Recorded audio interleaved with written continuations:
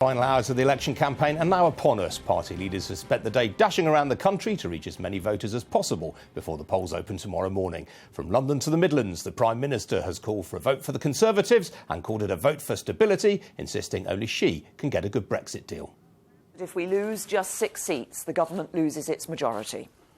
And that would mean that coalition of chaos with Labour, the Lib Dems and the SNP. It would mean Jeremy Corbyn in number 10, John McDonnell at the Treasury.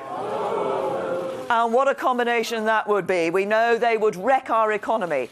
And what we also know with Labour is that it's ordinary working people who always pay the price. Jeremy Corbyn, however, has been framing the election as a choice between hope and fear. Starting in Glasgow and ending the day in Islington, the Labour leader says voters must decide on the type of world they want to live in. I ask all of you, in the few hours that remain, in the few hours that remain until the polls open tomorrow morning, think very hard.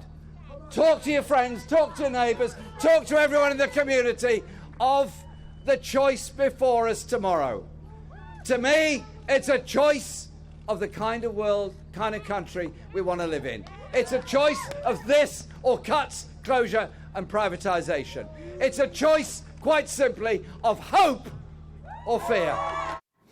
Well, I'm joined now by the Conservative former Minister for Trade, Lord Maude, who's now a senior advisor at the law firm Covington. So this has been a terrible Conservative campaign by common consensus for the Conservatives. What could they have done differently?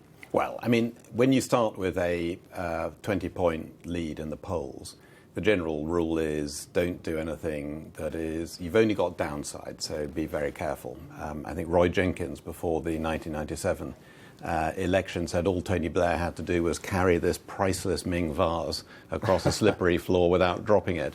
And I don't think Theresa May has dropped it. I think it has had its hiccups. Most campaigns I've been involved with do have hiccups. I was a candidate in 1987. Oh, yes, the wobble then, yes. Yeah, where we had quite a difficult campaign, and yet we ended up with a majority of over 100.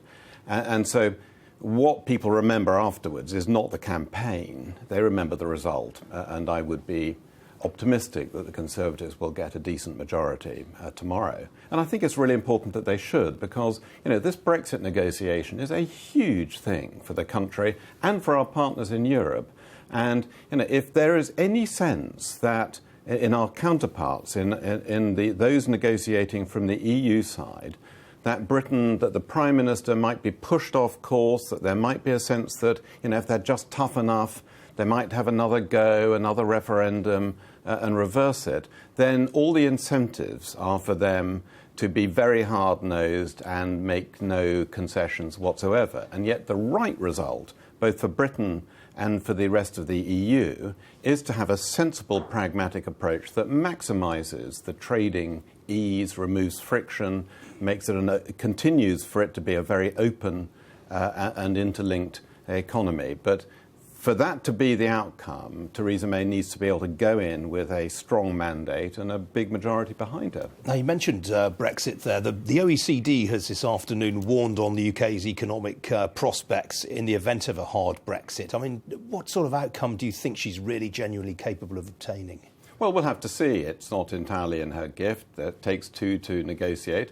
I think she's absolutely right to have said that, you know, a very one-sided bad deal for Britain would be worse than no deal at all. And I hope there's work going on in the government at the moment about preparing it for that, not an outcome anyone wants, but a one that we have to be prepared for, that there is no deal, and, you know, make the best of it. Because, you know, my view was took no part in the referendum campaign. I thought both sides were talking very exaggerated, making very exaggerated claims. Say that again, yeah. And I thought if there's a vote to leave, there is some short-term downside, and that short-term's not over yet. But there's longer-term upside opportunity. But that depends on Britain being a fantastic place to do business. You know, at our best in the last few decades, we've been absolutely the go-to destination for people around the world and companies to put their ideas to work, their money, their energy and their businesses. And we need that do that and double down on that. But isn't this the problem, though? Theresa May has been perceived during this election campaign as being anti-business, things like a cap on energy prices, for example. I mean, how does she rectify that? I mean, do you think she's as anti-business as people are saying? No, I don't. I absolutely don't. But I do recognise that there is that perception, and it's a perception that, in the aftermath of the election, needs to be corrected. You know, this Conservative government that I hope it will be needs to send a really unequivocal signal that investment is welcome here, that the government will, over the years ahead, do everything it can through the right tax regime, the right regulatory regime, the right infrastructure, the right training, all of those things to be as supportive of business as it can be. And that's the way you maximise the upside opportunity that there is for Britain, a genuinely global Britain, outward-looking Britain, in the post-Brexit world. And briefly, George Osborne's Evening Standard today, his editorial says the manifesto had little of substance apart from a series of anti-business measures.